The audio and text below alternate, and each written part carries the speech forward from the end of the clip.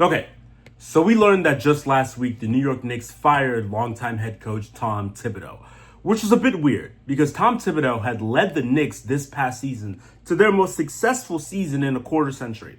A very long time. They got to the conference finals, they won 2 games in the conference finals, and they got further than they ever had before under several previous coaches. So you'd think, why would you fire someone who got you further than you had been? Whatever the goal was at the beginning of the season, I have a very good feeling that Tom Thibodeau either met or surpassed it because the Celtics were the huge favorites to make it to the finals. If they were fully healthy, you could still argue that they would have, especially not with Jason Tatum being injured. So it's a bit of a toss-up, but going to the conference finals and winning 2 games in the conference finals is probably further than you thought the Knicks would go. So why did they fire him? Well, you can always get a feeling when teams think that a coach has a ceiling. However far we got with you is as far as we can possibly get with you. Tom Thibodeau plays such a rigorous style of basketball. He's very old school. He believes in playing 5-6 guys, 42, 43, 44 minutes on a nightly basis, not just during the playoffs, not just during game 6s and game 7s, during some regular Tuesday night game against, the Minnesota Timberwolves or the Milwaukee Bucks or the Sacramento Kings. He'll play Josh Hart 43 minutes, Karl-Anthony Towns 44 minutes, Jalen Brunson 42 minutes, and their players will get injured, as they did last season. Remember last season against the Pacers in the conference semifinals, all their guys were basically hurt. Game 7 was a body bag game. This season, they didn't deal with many of those massive injury issues. In fact, they had some people come back, like Mitchell Robinson, who had been gone for a long time. Obviously, they got rid of key pieces like Julius Randle, who didn't even play in the playoffs last year, and Isaiah Hartenstein. So they were healthier this year, but you felt like he prioritizes like 5 or 6 guys so much.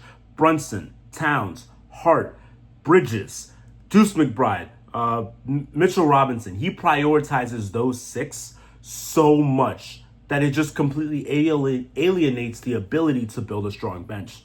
So you think, maybe he's not the right coach for us moving forward. And maybe the players would like a change of pace. Maybe Jalen Brunson could provide you the same production even if he played 8 minutes less.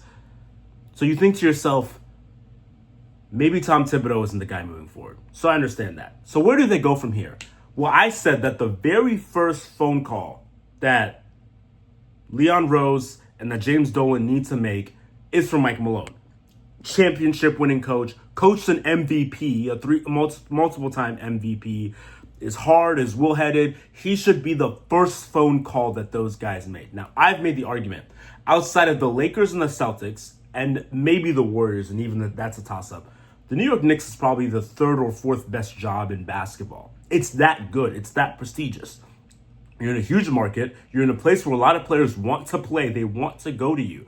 We saw what happens with the Lakers all the time. Lakers could have nothing, and guys are like, I want to go to you. I want to live in LA. I want to be by the beach. I want to play for such a great franchise. I want all the endorsement and limelight opportunities that are going to come with playing for a team like this. So you can attract maybe another star, because for the Knicks to really be contenders for a championship, they need one more star, one more guy that's like, ooh, along with just having a few better players on the bench. So there does need to be some roster construction. Now, in the NBA, one thing that I've always said is that markets typically are not as big of a deal in American sports. What I mean by that is, if a guy has a head coaching job, he is not going to relinquish that head coaching job. It's very rare. You usually get fired.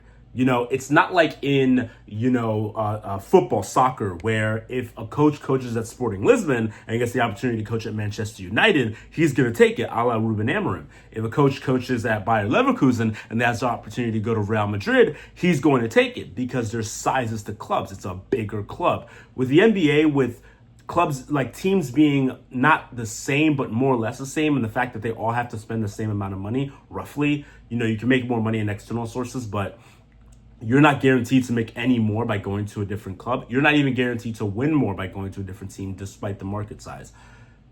Coaches are just going to stay wherever they are. Ty Lue's going to stay with the Clippers as long as he possibly can. If he gets fired, that's when he'll find somewhere else. But he'll try to stay with them as long as he can. Doc Rivers is going to stay with the Bucks, unfortunately. Guys are going to stay with their team as long as they want. Even if a Lakers head coaching opportunity is available, more than likely they're going to stay where they are. So it's a little bit different. So I thought that would be their first phone call. The reason why I said that is because apparently Jason Kidd is on the cards in the conversation to be their next coach. Jason Kidd would be leaving the Dallas Mavericks. Interesting. Obviously, being the head coach of the New York Knicks is a much bigger job than being the head coach of the Dallas Mavericks. But ask yourself this question. Is this even a conversation if the Mavericks don't trade Luka Doncic? Does he even consider, seriously, becoming the head coach of the Knicks if he still has one of the 3 best players in the NBA? Absolutely not. There's no way.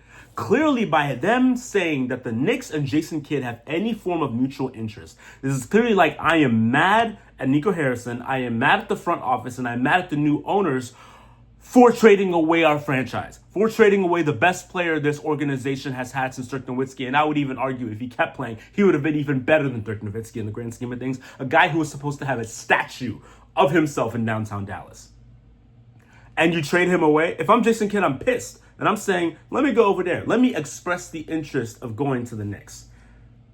Even though the Mavericks will almost certainly get Cooper Flagg in the draft, and that's great, he is still, no matter how talented he is as a young kid, he's still a project. We have never seen him play in the NBA. So a guy who is maybe not a finished article, but close to a finished article versus a guy who's an 18-year-old kid in a project, that's a big difference. And if I'm Jason Kidd, I'm mad. So I'm going to express that interest. We've also heard some other conversations. Mike Brown, the Kings coach who got fired, but led the Kings to their first playoff appearance in about 17 years and was great. He was really beloved in the locker room. He got fired. Could that be the next coach? I've also heard about Luke Walton. Luke Walton, who coached the Lakers for a little bit when they were rebuilding and also LeBron's first year there.